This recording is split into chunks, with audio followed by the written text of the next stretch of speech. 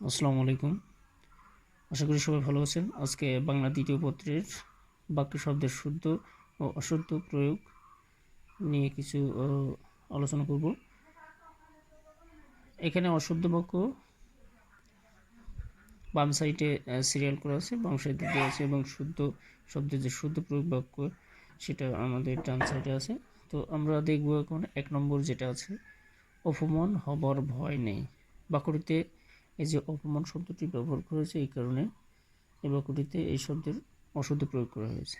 তো এর শুদ্ধ প্রয়োগ যদি আমরা দেখি, অপমানিত হবার ভয় নেই। তো অপমানের এখানে অপমানিত যখন আমরা ব্যবহার করব তখনই এই বাক্যে শব্দটির শুদ্ধ প্রয়োগ করা হবে। 2 নম্বর আছে, আমার এই পুস্তকের কোনো আবশ্যক নেই।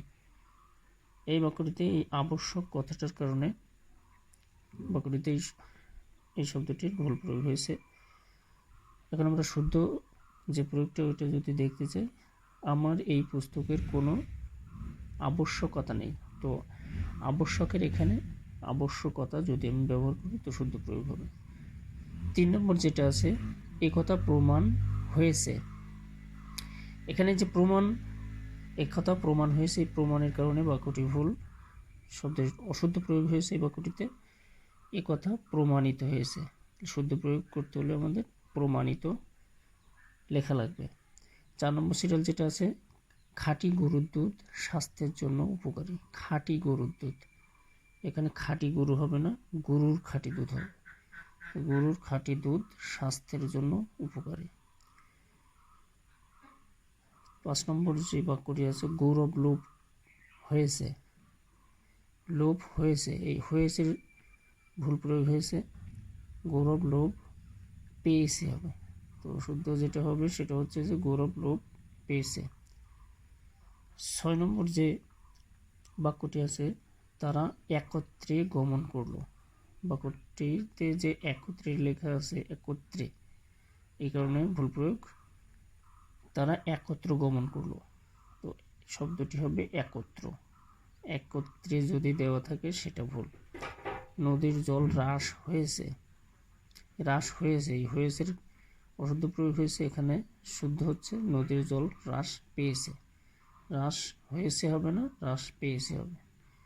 পরবর্তীতে আপনি আসবেন, পরবর্তীতে আপনি আসবেন, এই যে পরবর্তীতে এর স্থলে শুদ্ধ প্রয়োগটা হবে পরবর্তীকালে আপনি আসবেন।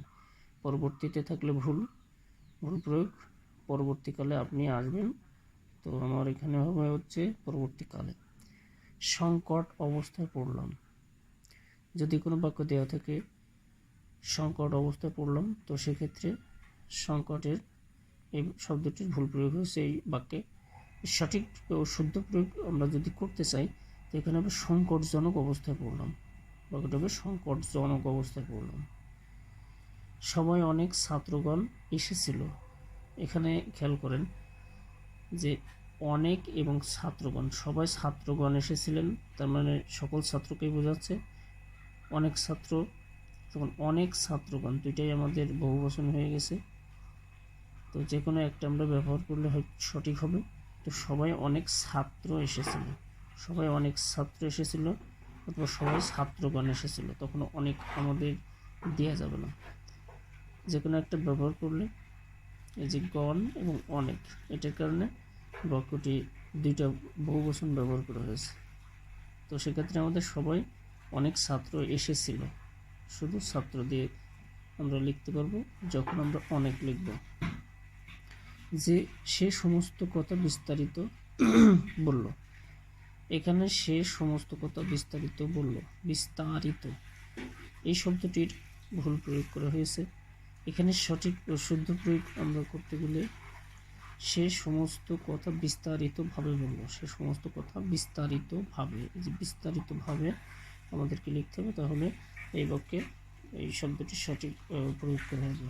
আমরা বিভিন্ন পরীক্ষায় শুদ্ধ অশুদ্ধ বাক্যে শুদ্ধ অশুদ্ধ প্রয়োগ এটা দেখি, পরীক্ষায় আসে, বিশেষ করে বিসিএসে এটা আসতে আমি দেখছি। তো